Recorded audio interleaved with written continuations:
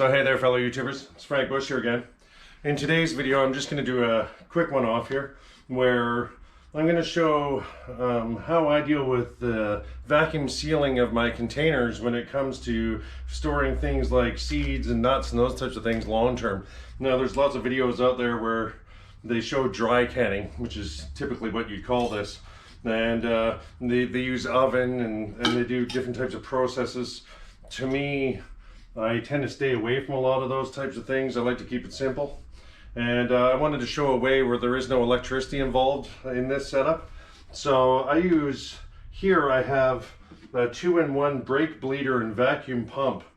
So this is like a pump that's a one-way pump valve, and it's got a little PSI gauge on it. Tells me that what the vacuum pressure is that I'm creating, if you will. And it comes with a bunch of little adapters. This is normally like an automotive component, but comes with little adapters where I just hooked on one that perfectly fits into these little Foodsaver lids. So typically you would put your Foodsaver lid on when it had the lid component. You would put that on and then hook it up to an electronic machine that would vacuum suck all the air out of that container. But through the years I found those aren't necessarily the most reliable devices, and having something like this is fantastic when it comes to wanting to create vacuum sealed food, but to do it without any electricity dependence. So I'll just quickly show us the example where I've got a funnel. I'll just put my funnel down in. Now I've got some sunflower seeds here. I like to store off sunflower seeds and vacuum seal them because they're really high in fat content and the calorie content is really high in them.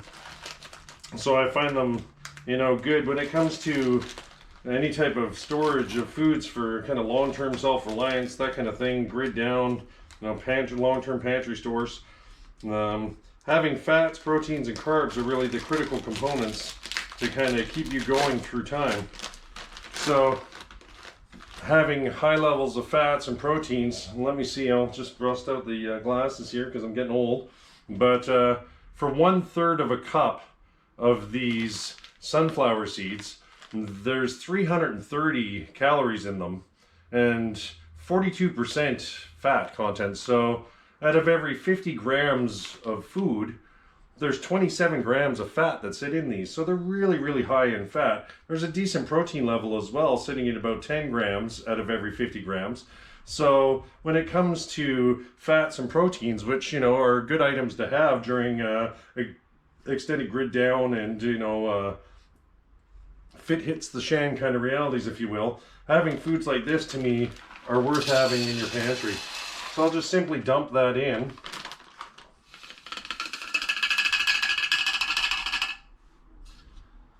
And then pop my lid on. This is a small mouth mason jar, so I've got a Foodsaver lid for the large size and one for the regular size. So I'll just put that on. And as you can see, there's not much to it.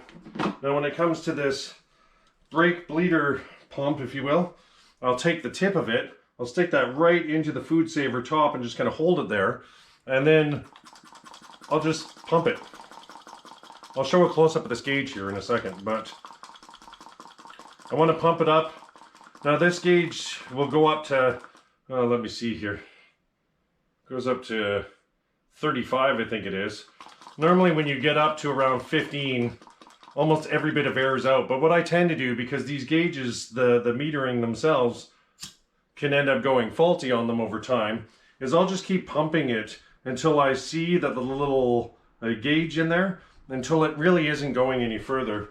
So I'll just kind of stick that back in and pump it a few more times to show you that I'm kind of capping out. As I pump, hopefully the camera's picking that up, as I pump, I'm not really seeing too much more vacuum occurring in the can. And that lets me know that I've sucked pretty well all the air out of this, and I'm not worried when I max out the vacuum pump. I'm not worried about it cracking the container or anything. They're designed to handle this kind of treatment, if you will. But then when I peel off the lid, I just want to kind of take it off on the angle a bit so I don't lift that lid. And you can see, I'll just hold it by the lid itself now. You can see that's vacuum sealed on there really well. there's definitely no air in there. And now because I've removed the oxygen, with fat, one of the key things about storing fats away is you don't want it to have rancification happen to it.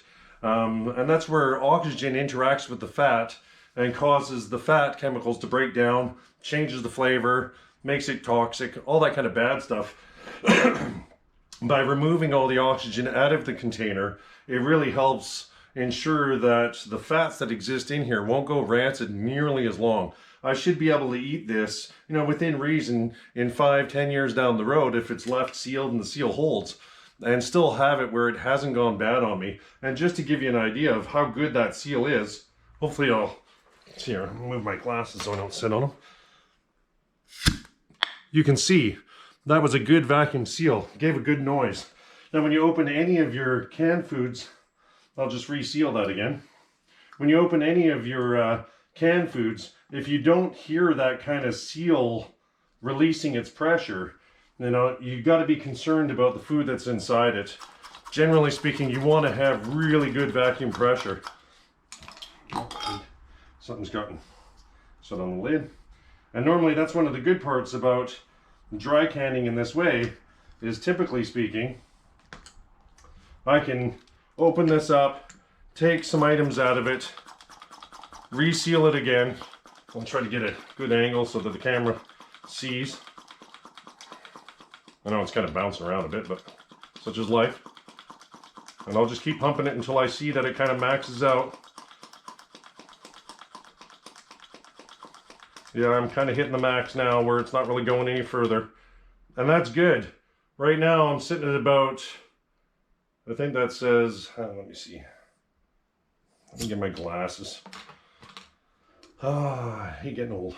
Yeah, that was maxing out at about 20 psi. So that lets me know though, either way, I've got a super good seal there. So it's really simple. You can turn around and store that off. I'll put a little sticker with a label on it to say what the date was and the item that's in it. But really, this is ready to go in my pantry and is a good emergency fat store for long-term storage. So like I say, I'll try to shift the camera angles. And when I go to do the second one now, I'll try to get a better close-up on this gauge so you can see the detail. So like I say, just kind of shift camera angles. I'll fill up the second one now and get that going. I like using this funnel, just find it makes it way easier to kind of get the stuff in there. I tend to be messy, so having stuff like this helps me keep the mess to a dull roar. And it's not like conventional canning where, you have to have a 1/2 inch of headspace and stuff. Just given the volume of the stuff that was in the bag, there's almost a full there. But I could fill this right up to, a 1/4 of a centimeter, if you will, beneath this rim, and that's still okay because there is no high temperatures and boiling and stuff you'd normally have when it comes to, pressure canning and those types of things. You don't need the headspace as you normally would in those types of, food preservation. But I'll just put my lid back on. And like I say, I simply just stick and kind of hold that in there. I'm trying to do this on the camera as best I can, but I'll make it a bit shaky to begin with, but then I'll steady it off.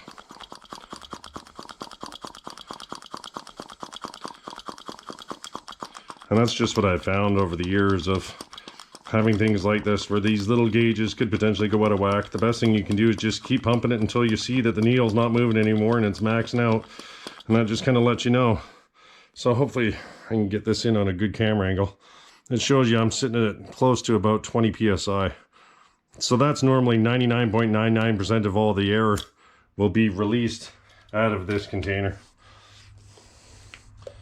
And there's oxygen absorbers and those types of things that exist out there.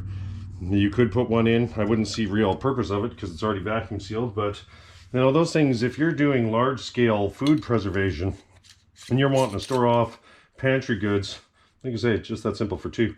But if you're wanting to store off pantry goods for a year or 2 years worth of supply, that kind of thing, You know, buying those oxygen absorbers and stuff, it's already costly to turn around and get these glass jars at about $1 a pop, and then you got to pay for the food that goes in them and those types of things. And when you add in the oxygen absorbers, there's just additional cost, and they're a one-time use.